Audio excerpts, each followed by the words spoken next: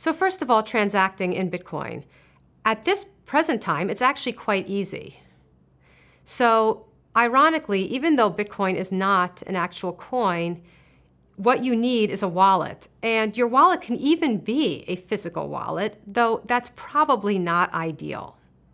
What your wallet is, it's a place to store your Bitcoin credentials, which means your private key. Now, what exactly is a private key? It's a 256-bit number expressed as a hexadecimal. So here on the slides is an example. Now, this key is generating using cryptography.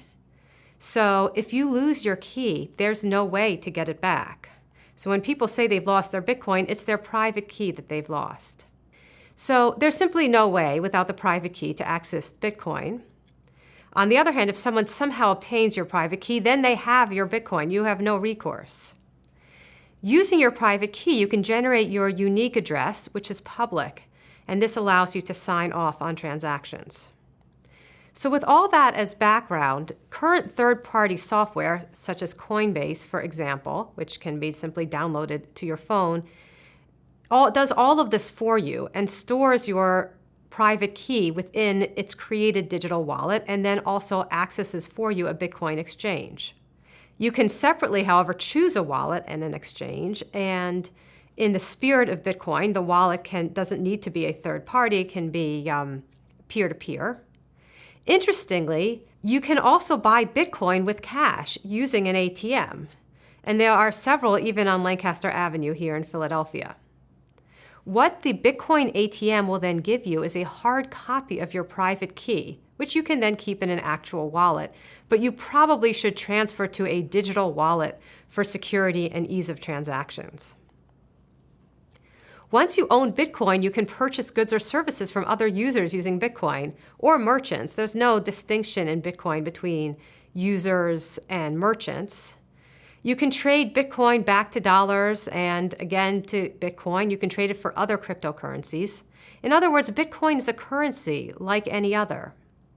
However, while Bitcoin is a currency, it is nothing but a currency. It is not like, say, a stock, which is a claim to ownership in a company, or a treasury bill, which you can think of as a claim to the income of U.S. taxpayers, which is to say that as a currency, it has value as a medium of exchange.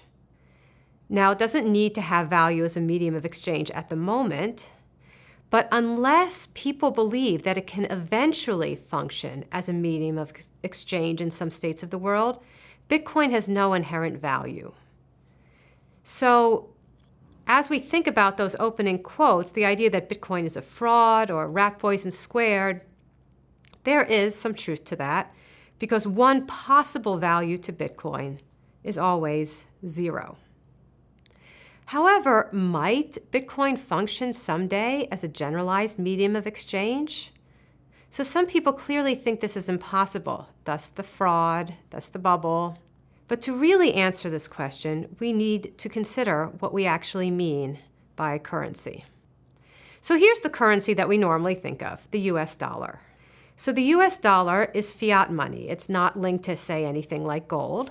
Now in the US dollar is legal tender. Now what exactly does that mean? Many people think that merchants are required to take US dollars, but that's not true. What it actually means is that the Treasury is required to take dollars as payment for taxes.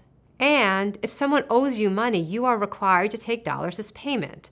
So legal tender is short for legal tender for all debts, public and private. So the requirement to accept dollars for private debt is by fiat. It is backed by the power of the sovereign, in this case, the US government. Now, ultimately, the authority of the sovereign rests with the ability to enforce the law and all the enforcement mechanisms we are familiar with, the courts, the police, possibly even the army. So that's what's lying behind this fiat money, the fact that it's payment for debts, public and private, and that we can enforce the fact that it's payment for debts, public and private. But of course, that's not the only use for dollars. So the fiat of the US government does not extend to private businesses accepting dollars for payment. And of course, it does not extend to all of the transactions all over the world, both legal and illegal, that take place using dollars. But these transactions do occur, and apparently more frequently than ever, in that the demand for dollars as the paper currency is actually growing. So these transactions occur because we are in what economists call a self-fulfilling equilibrium when it comes to U.S. currency. Everyone agrees to take U.S. dollars because they believe that everyone will take U.S. dollars. Now, what does this rest on? Well, ultimately, it rests on the fact that dollars can pay taxes and discharge debt, and to the rule of law, there's really nothing else other than the beliefs of all individuals that everyone will take dollars. So this is what we mean by self-fulfilling equilibrium. So the bottom line is what makes a currency, namely a medium of exchange, are the common beliefs of the individual users. Now, that's dollars, but apparently using physical dollars is sufficiently cumbersome that a profitable industry has arisen to allow us to avoid it. For example, nearly all merchants accept Visa and MasterCard. Most merchants accept the 4 major credit cards, Visa and MasterCard plus Discover and American Express. But these cards are very costly for merchants. They need to pay a fee that can be over 2% of the transactions. Interestingly enough, by law, merchants are not allowed to offer a discount for cash, which means these cards are very profitable for the credit card companies. And they are nice for consumers because consumers receive tax-free benefits. Because customers demand the use of these cards, merchants have to use them despite the fees, otherwise they risk losing business. And the fact that they're not allowed to price discriminate means that these card companies form an oligopoly that may be under threat in various ways by fintech. That's discussed in other modules. But at the moment, the oligopoly still seems to be pretty strong, seeing as the fees have recently been raised. Now, technically, using these cards implies that one is taking on debt, which is an alternative form of payment other than currency. But in practice, the distinction between debt and, say, a bank account is perhaps not very important. Both credit card companies and your bank, which you may access with a debit card or potentially with PayPal, are what's known as centralized intermediaries. All the transactions are still done in terms of dollars, but the credit card company or the bank keeps track of the accounts and verifies the legitimacy of the transaction. The intermediary, in other words, maintains a centralized ledger. This is why stores take credit cards and debit cards instead of money. They do not have to worry that they will not receive their funds because the intermediary ensures that the centralized ledger is accurate.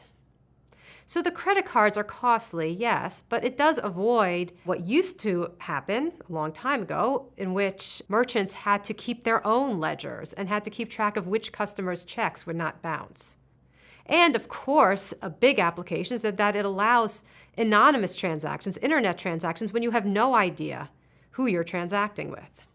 So to briefly recap, Bitcoin is a currency like any other. As a currency, it can function as a medium of exchange or a store of value. Now, in the U.S., we have a great medium of exchange, dollars. The functionality of dollars as a medium of exchange is through common beliefs. And a profitable industry of centralized intermediaries has grown up to facilitate dollar transactions without the direct use of dollars through a centralized ledger. So given this landscape, where does cryptocurrency come in?